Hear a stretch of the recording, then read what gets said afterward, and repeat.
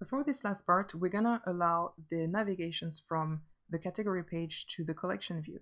So every time we tap on a category cell, we want to be able to transition to the next view controller and see a collection of pictures for this category. But before we move on to this next step, I want to show you this function which is right here, which is another data source method, and this is size for item at index path, and it returns a CG size. So here we return the CG size mech, which is a function that takes two parameters. So first the width, and we use actually the width of the view, which is collection view bounds size width, in order to allow the cell to stretch across the entire width of the screen. And finally for the height, it's going to be 180 points. So that's it. It's just in the case you'd like to customize it differently, so you know how it works. So now we go to the navigation. We have this function prepare for segue that we're going to use in order to create the segue from the category, so the master view controller, to the collection view controller, and that's going to be then our next step. So first, here we have an optional binding.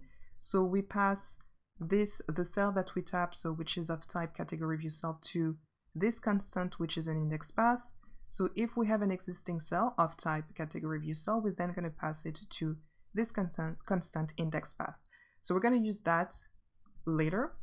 Next, we have another if condition, which is to check if we have the corresponding segue identifier. So in that case, we're looking for the go to collection segue identifier. I'm going to go to the main storyboard and select the segue.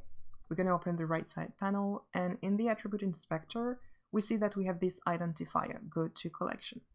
So we're going to be able to perform some code if we have the corresponding identifier. So back to master view controller.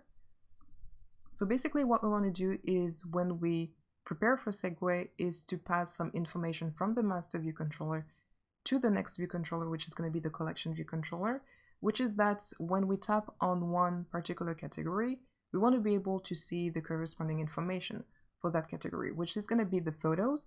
So we're going to have a constant which is going to be let category selected, make some space, let category selected, and that's going to be categories. And we have this index path constant that we created at the top, which is going to be convenience, because we're going to be able to return the category informations for the category cell that we've tapped, that we clicked on. So that's going to be index path row as category, because that's going to be a category object. Also, we have let photos. We're gonna assign to this constant, so category selected and then photos, which is the property of the category object. Next, we're gonna create a constant for the destination view controller, and that's gonna be the collection view cell. Collection view controller, my mistake. So we want to create a constant for the destination view controller, which is the collection view controller. So that's going to be segue destination view controller as collection view controller. Let's start with that, and we must add a bang just after the as keyword. And what we're going to do next is basically, once after we've declared a constant for the category selected and photos right here, and another one for destination view controller, we want to pass the result of the category selected to the variable that we have created on that destination view controller. And we're going to have a look at it. So I'm just going to type them in first, and that's going to be another one, photos, and photos right here.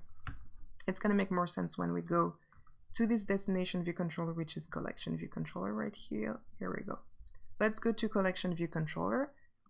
So you're going to see that we have a variable that we've declared, category, and photos. So by applying this code in the prepare for segue methods, we allow this object to be passed on to the next view controller. And we're going to be using this information in order to display what we want to display in the collection view controller, which we're going to see next.